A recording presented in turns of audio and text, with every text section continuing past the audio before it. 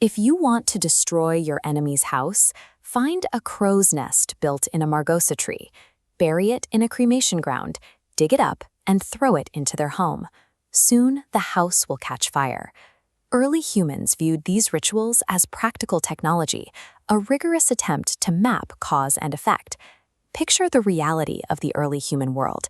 It was a chaotic environment of sudden disease, crippling famine, and violent weather, with no established framework to explain why these things happened or how to stop them. In this environment, the line between an internal thought and an external object was thin. If a hunter imagined a connection between a rock and a beast, he perceived that connection as a physical fact, treating his own imagination as an objective force in the world. Magic emerged as a tool for survival, providing a framework to navigate a hostile universe, offering a way to predict and influence the events that determined if they lived or died. This chart illustrates the theory of sympathetic magic, which assumes everything is wired together by mechanical rules.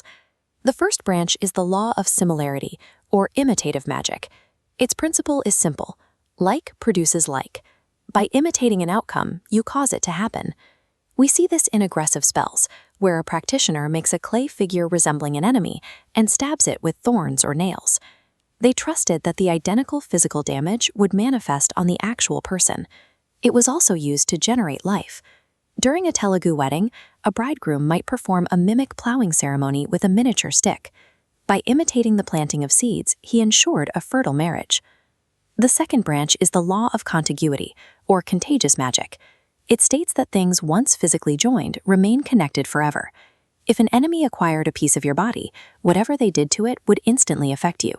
This created intense paranoia around personal grooming. They feared leaving behind hair clippings, a severed umbilical cord, or nail parings, knowing a sorcerer could use them to inflict pain from afar.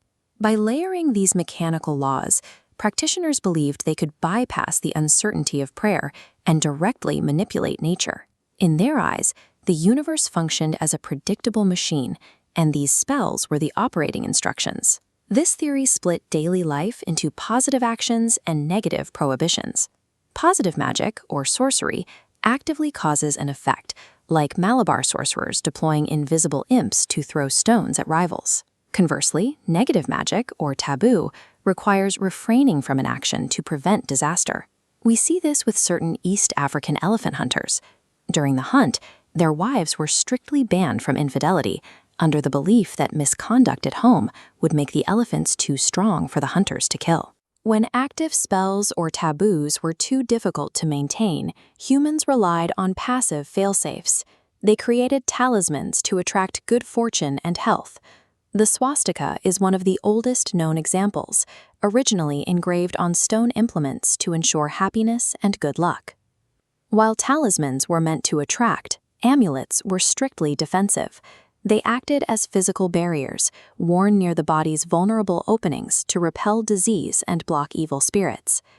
Through the proactive attacks of sorcery, the avoidance of taboo, or the warding of amulets, this system provided early humans with psychological armor. It gave them a sense of agency against a dangerous environment. Eventually, this logic hit a limit.